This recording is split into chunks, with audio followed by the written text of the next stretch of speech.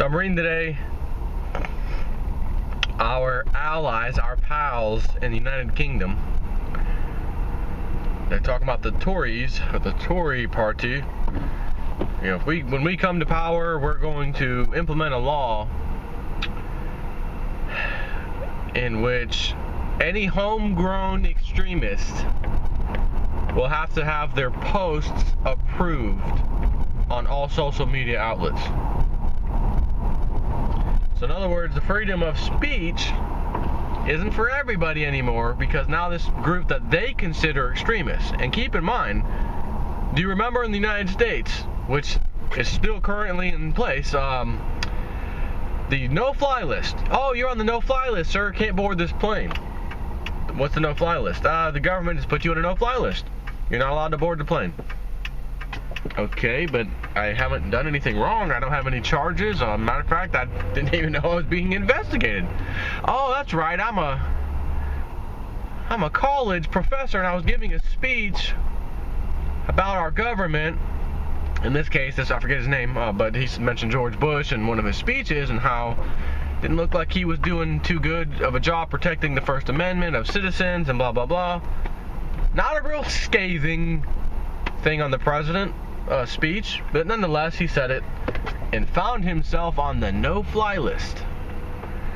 So, you know, he put 2 plus 2 together and realized, oh my God, I've been targeted by the government just for simply speaking.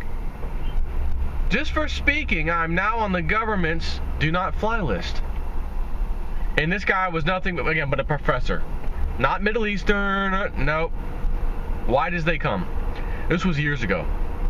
And that was only one of many, many, many, many stories of people who were on the no-fly list. And when everyone would ask, well, how do we get off the no-fly list? I mean, if we're on it, we didn't even know we were on it. Who do we speak to about getting off the list? We don't know. So who do I file any kind of complaint? Well, we don't know. Well, if you're on a no-fly list, you have a connection somehow. Yeah, but that's all computer stuff. We don't know. So that's how it went down in America. But you don't hear an awful lot of that anymore, about the no-fly list and all these people complaining that they're not on they can't fly. Right, so not that it matters, because it's still there, still in full effect. So now our pals in the UK, they're saying they're going to try to pass this law that now makes anyone who has a extremist label on them, and again, same example from America, who puts the label on you, right? Who put you on the no-fly list? Who determines whether you're an extremist or not? And this poor professor, who did nothing but speak at a little convention or whatever it was, got put on the no-fly list. So in other words, this professor is all of a sudden an extremist as far as our government is concerned, so he's not allowed to fly. That would be the exact identical equivalent in the UK if they passed this law of saying, oh, he talked bad about Tony Blair, former Prime Minister, David Cameron, and he's now an extremist. They get to decide. It's not like it goes to a court, some kind of special court even, where a judge has to sign up. It's just simply the government itself, in our case, the executive branch, deciding who is and who is not an extremist. Oh, you talked out about the IRS scandal? Extremist. Oh, you don't like Fast and Furious gun running, which killed 2 Border Patrol agents thanks to our government? You're an extremist. Can't fly. And not only that, you can't post on Facebook, you can't post on Twitter. You have to have your comments pre-approved by, you guessed it, the Extremist Government Review Panel, or whatever the hell they call it. They're gonna call it. And some of you might say, well, that's just the UK. They already got their guns, so who cares? That's them anyway. They'll have to deal with that. Over here in America, we still got freedom. Oh, wait a minute. Didn't I just tell you about that no-fly list? So we don't have the freedoms that you thought we did. Let me let you in on a little secret. I know my rights. I know the law. I know what I'm a... Stop. Rights aren't rights. You may think so because we have this Constitution and it says so. And let me tell you how the government really views that. You don't have any rights. You only have privileges. And when the government decides it's time to take away those privileges, they do so. What did we do? We passed the Patriot Act and homegrown terrorism, this and that, and you get on the no-fly list, and right? It appears that you don't have rights now, do you? Because everyone else in the country who are abiding by those new rules, oh, you work for an airline company or the Tampa International Airport or whatever airport is in your town.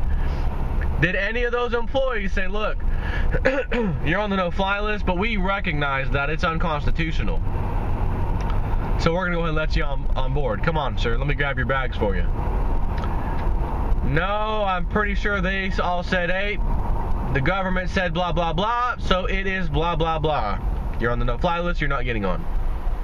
Plain and simple. So our own fellow citizens who may even recognize that certain things like that are unconstitutional, they don't care because everyone has the mindset, well, it doesn't affect me. I'm not on the no-fly list.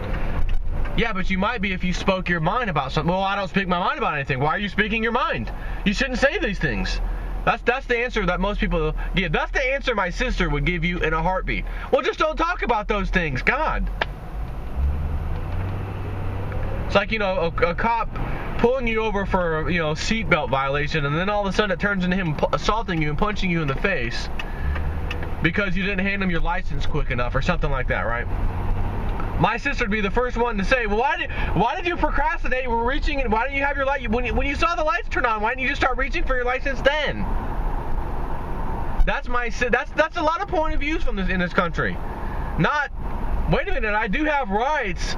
And there's no law that says you have to urgently, within 10 seconds, show your license. I was trying to get it. How about the guy that got shot the other day by the cop? The black dude. For a simple violation. He didn't use his turn signal or whatever it was. He gets out of his car at the gas station. Cop turns his lights on right as the guy's getting out of his car. Steps out, sir, let me have your license. The guy reaches right back in to get his license, and the cop unloads on him. Pop, pop, pop, pop. The guy's like, no, I got my license. I was giving you my license. What are you doing? He's like, man, you just turned around and dived back into that car, man. I thought you were going for a gun or something. What do you mean you thought he was going for a gun just because he went back in his car and grabbed his license? Did you see a gun? Did he wave it at you? No. Believe it or not, this cop's being charged with some kind of, I don't remember the charge, but it's something like, manslaughter, third degree, something where the maximum offense is like 20 years. So, of course, not murder, which he didn't kill the guy, so it can't be murder, but it could be attempted murder. They're not, we can't go for attempted murder, because he really did think he was going for a gun, so you're not going to be able to prove in front of a court, in front of a jury, that he attempted to take this man's life. But wait a minute, how about his previous track record? Oh, he's been in similar incidences with other citizens. So the police department finally had enough. So it kills me when the people out there say, well, in other words, it doesn't affect me, so just do what they say. Just do what the cop says. Why are you arguing? How do you know what the cop's doing is lawful to begin with? And if it's not lawful, why are you getting on my case for basically calling it out, saying this isn't lawful, and you're telling me just comply, just comply, just comply?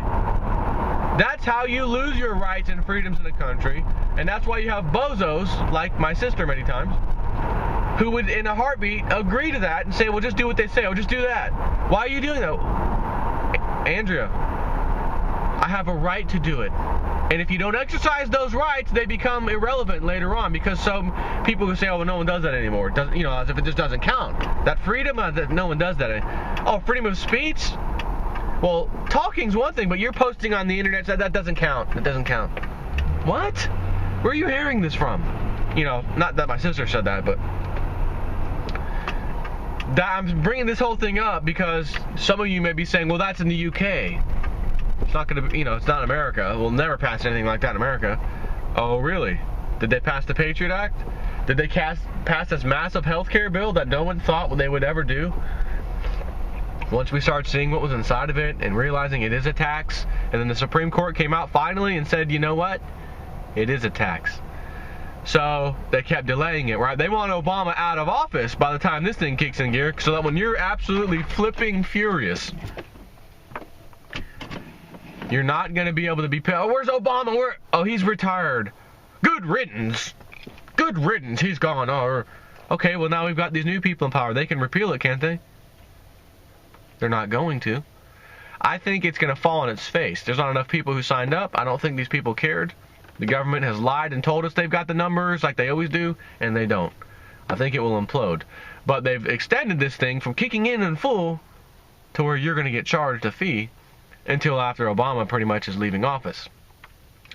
However, any bill that has to do with revenue generation in the United States of America, in which the Supreme Court has said this bill is a revenue-based bill because it is a tax, that is now law, the healthcare law, has to originate in the House and then go to the Senate, in which it did not. This one originated in the Senate, this version, and then got passed first in the Senate, then the House. Therefore, it's null and void. So I can't wait to see how they actually handle this.